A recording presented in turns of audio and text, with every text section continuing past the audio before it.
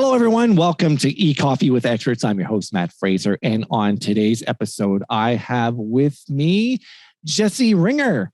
Jesse is the founder and head of search at Method and Metric. For over 10 years, Jesse has helped business owners, entrepreneurs, and marketing teams build winning SEO strategies for their organizations. He works to uncover the formula that will generate more website traffic and, more importantly, more revenue. Born and raised in Ottawa, Jesse moved west to Vancouver, British Columbia in Canada, for those of you who are watching internationally, to pursue his passion for mountain life and never left. It's beautiful out there. I've been there myself. Yeah. When not at his desk working on SEO campaigns and marketing campaigns, Jesse enjoys traveling to different places around the globe. Jesse, thank you so much for joining us today. Welcome to the show. Yeah, thanks, Matt. Thanks for having me. Fantastic. That's a great intro. Yeah, right on. Happy to have you here. So, Jesse, one of in discussions, one of the things that we had discussed was onboarding foundations for marketing agencies. How to create long-term profitable client relationships. We had discussed that as a topic. So, what are some of the best ways you have discovered to get new clients for your marketing agency, let alone onboarding them? I mean, I think first and foremost, it comes down to doing good work. I mean, okay, great. Referrals are a big part of our business for that. And so, do what we're going to say to do helps really, spread the word better than any advertising campaign could ever do it. Our clients are our biggest form of finding new ones, but a lot of networking, a lot of conversations and things like that. Oh, fantastic. So how do you determine whether or not a client is a right fit for your agency, a potential client? Oh, I mean, a lot of it comes down to, do our values align? Is the project something that my team will be excited about? Does the client have the resources on their end to make sure that this partnership is equitable and effective? Oftentimes we'll have clients that, need technical resources to implement some of the stuff and maybe they don't have it, or their dev team is too busy.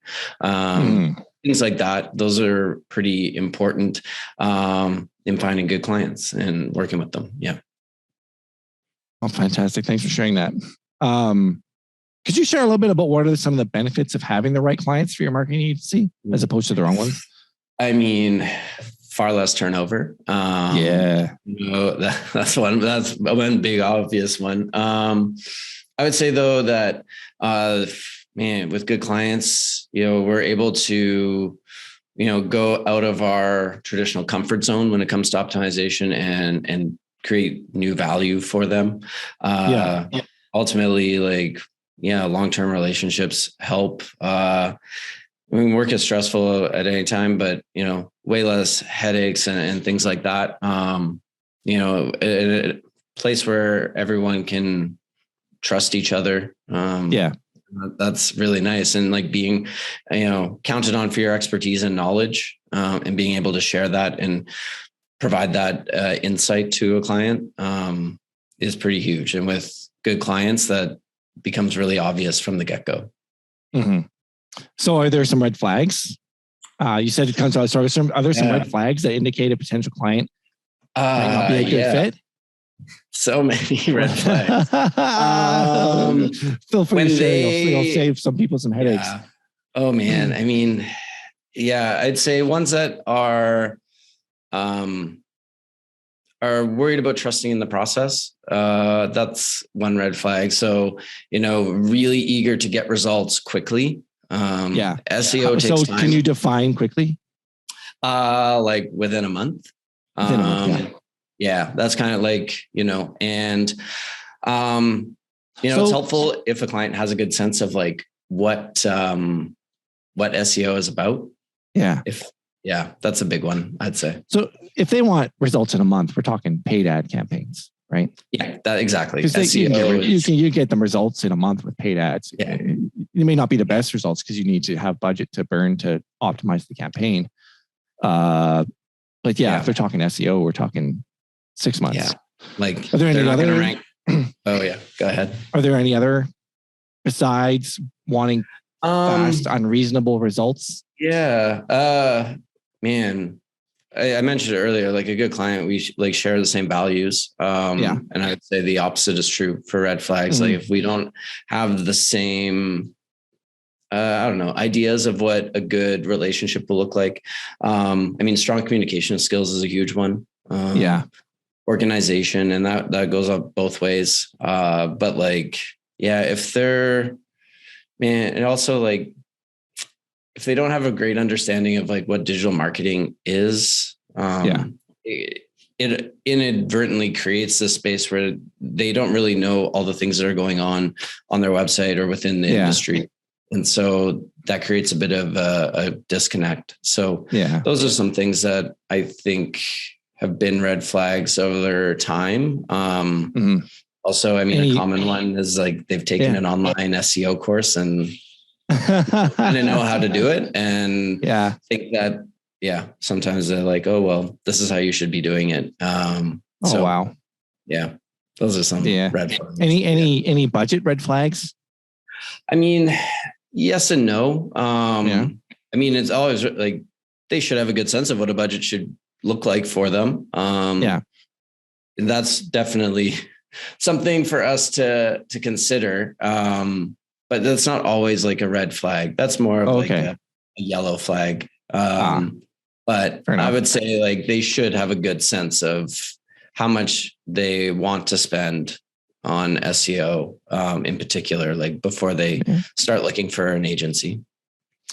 Have you developed any ways for politely, we as Canadians are known for being polite, declining work with a potential client that doesn't damage the relationship? Well, I mean, I don't know if I've ever damaged a relationship. I might have, and they've just never told me. But I would say the way that we like to be gracious about it is going, hey, this project isn't the right fit for us, but here are some other freelancers or agencies that we've worked with or trust as well. That might be a better fit for you. We always want to make sure that like we don't want to leave them empty handed, right? Like we've kind of had hopefully a couple of conversations, we've kind of gotten to know each other a bit, and I want to make sure that they can still keep moving ahead with the work that they want to do, even though we're not the right fit for that. Yeah, absolutely.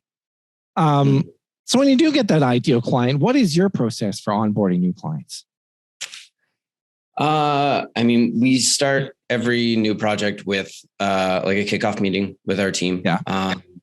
And then we'll also have a brief that we've sent over to the client to fill out and review. And we'll make sure that everything in there is complete and touched on within the meeting. SEO is something that happens kind of in the back end for a lot of companies and can be done by just about anybody from anywhere. And so having a kickoff meeting puts names to faces, gives everyone kind of the opportunity to meet and connect and get a sense of who's going to be doing the work and what that accountability will look like on both ends of it. From there, we use Asana for all of our project management. So we'll onboard all of the tasks and responsibilities there, including our clients. We also use Slack for our general communication. So we get them on there and start working, asynchronously through those. We also work on, making sure we have a weekly check-in schedule so that we can, talk about updates, things that are coming from our end, things that are coming from their end, and any potential roadblocks that are going. So that's generally how we like to get things kicked off. So you use processes such as kickoff meeting and then a project management tool, which is Asana, which is a great tool to standardize the process and create a system. I'm just kind of repeating what you've shared, creating a system. And then using Slack as a communication channel for communicating with the clients. Do you have any ways that you've leveraged Asana effectively to save time and money in regards to onboarding clients? Ask templates. So I don't know if we've saved time in onboarding, but I think for like the success of like the entire project, Asana is like really great for accountability and getting feedback pretty quickly on given tasks and like deliverables. So that's a great area for it. Also, we can put all of our kind of meeting recaps within there too, so that everyone has a running record of that. But from an onboarding perspective, other than being able to like upload all of our tasks and such, like through a spreadsheet and things like that, and mapping out a good like calendar and timeline, there isn't like a ton of necessarily time saving things that okay, cool. Do you have any strategies for quickly building trust with new clients? Lots of FaceTime, over communicate. Lots of FaceTime. Yeah. Because a lot of our work can happen independently, especially in the early going where it's like auditing and researching and kind of like analyzing data. It can feel for the client, and I've had this feedback before, where it feels like we're not doing anything at the beginning because it's just like audit and research and compiling information, where we're not presenting them with a lot of deliverables right off the bat. So FaceTime and communication is a huge one. And so, I think too, it's just like, over communicate like you wouldn't believe. Yeah. So over communicate in the beginning. Do you find that as time goes on, you have to communicate less, like hold handing less and less in your experience? Yeah. Yeah. The trust builds, right? Like it does take time. I mean, now we have clients that I've been working with for 5+ years that, we speak maybe monthly. FaceTime, like those will be phone calls at that point. Face-to-face time is maybe like once a quarter. But that took a long time. That's like years and years of, accountable work and doing the heavy lifting early on. So that came from a lot of trial and error. Okay. What are some of the mistakes you made? Not over communicating. Oh man, not over communicating is one. Okay. So could you give an example of that? So like we would go in and optimize internal links on blog posts to key service pages. Okay. And we would do that. And then the client will be like, hey, we noticed these links on these pages. Like, what's that about? And so things like that. This is like early on. We're like, here are the things we're going to do. And because oftentimes, like when we tell someone, especially who's not in SEO or digital marketing, here are the things we're going to do. Yeah. That's just like, bouncing things off a wall, because like they don't hear it. They're like, okay, you're doing stuff, but I don't know what any of that means.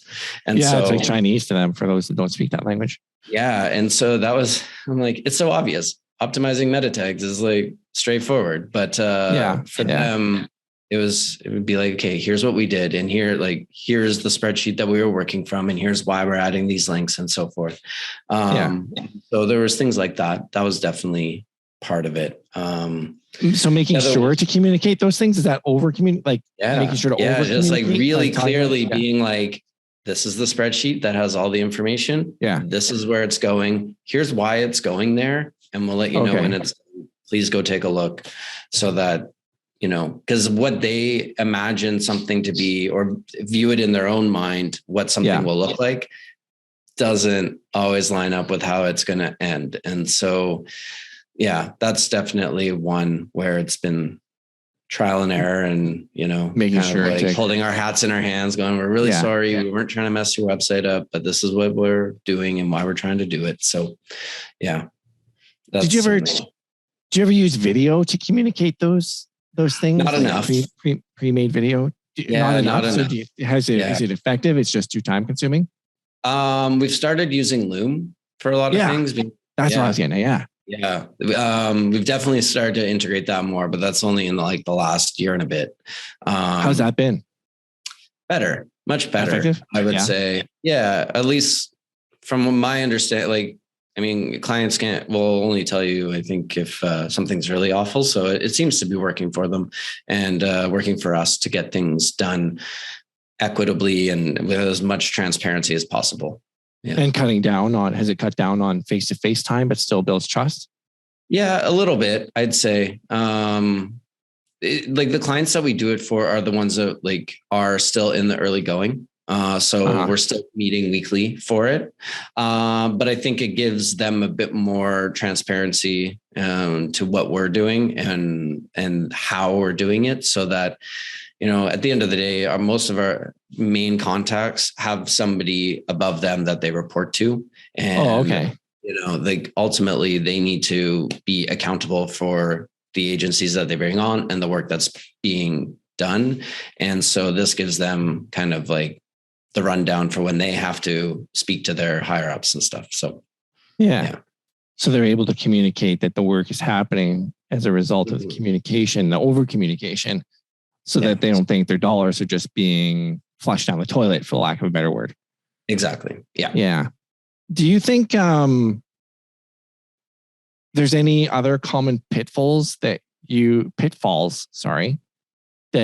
seen during the onboarding process that you've learned from to avoid? Yeah, like one thing that has sort of crept up is like making it clear what the client's responsibilities are and what they're going to be accountable for. So a couple of examples around that are, keywords. We need them to kind of confirm that our keyword list that we're going to be building all of the content around aligns with exactly what they're looking for. That's a really common one. The other is kind of like site maps and, site hierarchy and information architecture, those kinds of things. Anything that might come down to kind of accessibility or slightly like around like user experience where the client or the like visitors to the website are going to see this stuff.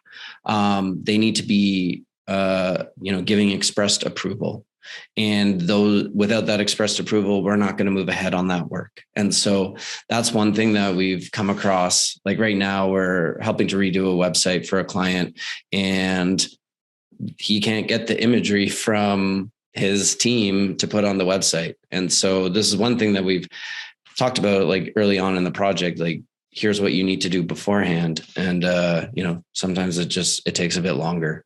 And so those are some things that come up that have been a bit of learning process for sure. Are there any strategies that, like you talked about site maps, keyword research, are there any strategies to help overcome those challenges that you've developed or learned about? Emphasize the importance of their feedback and add due dates to it. I think a lot of people are time sensitive oriented people. If we know that there's a deadline for something, they will largely, work to get it done in that timeline. And so that's one thing, that's one strategy we've been starting to employ in the last few months that seems to be coming with a bit more success on that front. Okay. Yeah. What about in terms of the sitemap? Like, is there tools? Is there a sitemap tool that is your favorite? I like using draw.io. But our UX person, Theo, she tends to use like Figma and things like that. We try and keep it pretty simple in terms of so clients aren't like, oh, what's this going to do? And what does that look like? Yeah, it's just a simple mind map. And here's the kind. Yeah. So I use Draw because it's free and it's easy. And but for the designers, I'm sure there's much better tools for it. Yeah. I used to use Smart Draw. Oh, really? Yeah. Smart Draw for sitemaps. And then of course there's, what's it called? I can't remember what it's called, but it makes it like Lucid Chart was another one. Yeah, Lucid Chart. It's Lucid Chart. Yeah, that's what I was trying to think of. That's one that I like. But Draw integrates nicely with Google Drive as well. And all I've never heard of it. So thanks for sharing that one. Draw.io. Yeah. Same, cool. Almost the exact same interface as Lucid Chart. Except it's free. It's free. How the heck do they make money if it's free? I just don't understand how they afford to pay the programmers. I mean, that's not a question for us to answer. No, it isn't, is it? I mean, Facebook is bring it up. But you're the product. Yeah, don't bring it up. Yeah, exactly. Yeah. Hey, what are your favorite features of Asana then? That seems to be your preferred onboarding tool. All of it and none of it. That's like, I really enjoy the timeline feature of it because it gives a nice visual representation of like what is coming, when it's going to be done. You can tie all the like supporting tasks to it. What things need to be done by whom and what roadblocks can exist for each of those. So like if we're going to be rewriting content on your website, we need to have the keyword list approved. And so there's like that kind of stuff that's really helpful. I love that you can invite the whole team, but you can invite all of your clients' team in there too. And so everyone can see what's going on. You can ping everyone and talk about tasks in a really natural space. That it can hold all of like your documents and key information, and you can email an entire group on a project with updates and things like that. So that one's it's pretty essential, I think. So those are the ones that I really like. And granted, most project management tools all have this kind of functionality, but I think it's just like the way that Asana feels visually and does what we need to do, and it integrates with Slack well, and Harvest and everything else that we kind of use. So it's pretty great. Yeah. Is there anything you don't like about it? Oh yeah. You want to know? Okay. I got a list. No, I don't have a list. One of them is that within certain every project you can add custom elements. Like status, priority, estimated time.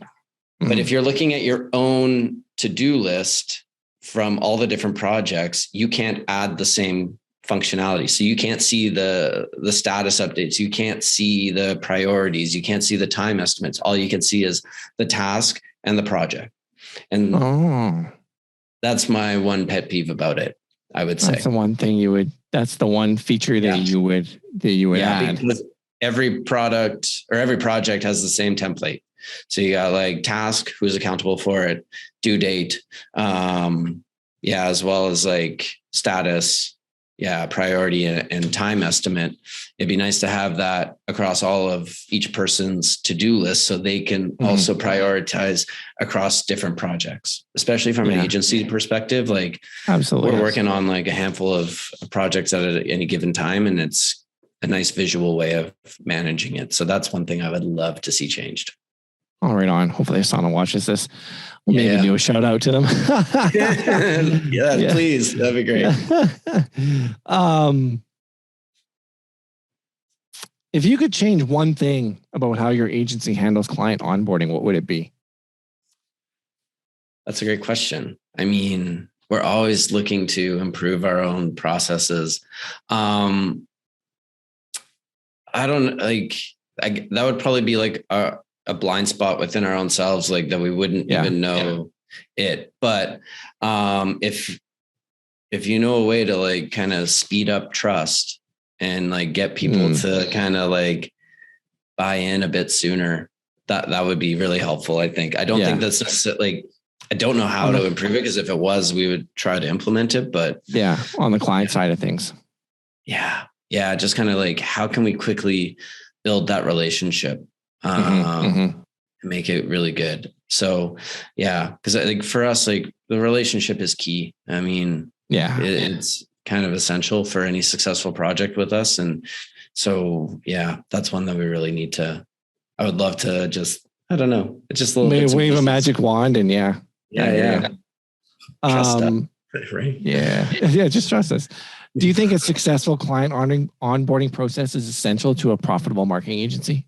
Yeah, for sure. I mean, it's like anything that you like, that first impression, that first start is vital. Like, whether you are, I don't know, like competing in a race or whatever it is, you gotta have to, like, a strong start really does help. And to be fair, like, the middle and the end also matter. But if we get the client on board where they feel like they know exactly what's happening, how it's going to happen, when it's going to happen, it makes it's so much easier for them to be like, okay, we can trust this. We can lean into this process.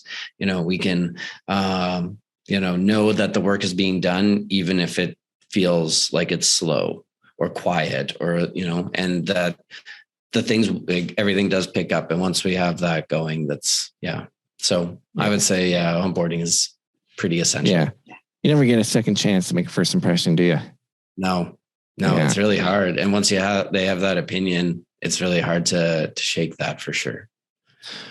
So do you have any tips or advice from your experience for marketing agencies looking to improve their onboarding process? Like what should they look for? Oh, if you're looking to improve your process, I mean, ask your team what they need so that they can do effective work. Ask the client what they need too. That's one too, where it's like, what do you want? Like our process works for us. But again, if we're agents of a company, like it's up to them, right? We have to kind of mold our process a little bit around to like what they need. So those would be two areas to look at. Like ask your team straight up, like what do they need in order to start this project off well? What do they need in order to do great work? And also, ask the client, like, what's their preferred method of communication? How, and you can kind of start to gauge like, but reading between the lines around, are they going to be, are they high touch? Are they medium touch? Do they just want to like read through your Asana board, every couple of days? Yeah. Like, what does that look like? So those parts are pretty key. With being so transparent, do you ever get pushback from clients with the investment in marketing versus how long it takes you to do things with you being so transparent? Yeah, always. I mean, there's always going to be that tension between like how much they're spending versus how much they're getting out of it. Everyone, wants to put $1 in and get $10 back. And they want it done quickly. And there's always like, I mean, I think as transparent as I believe us to be, it's whether the client wants to really like fully embrace that is their decision too.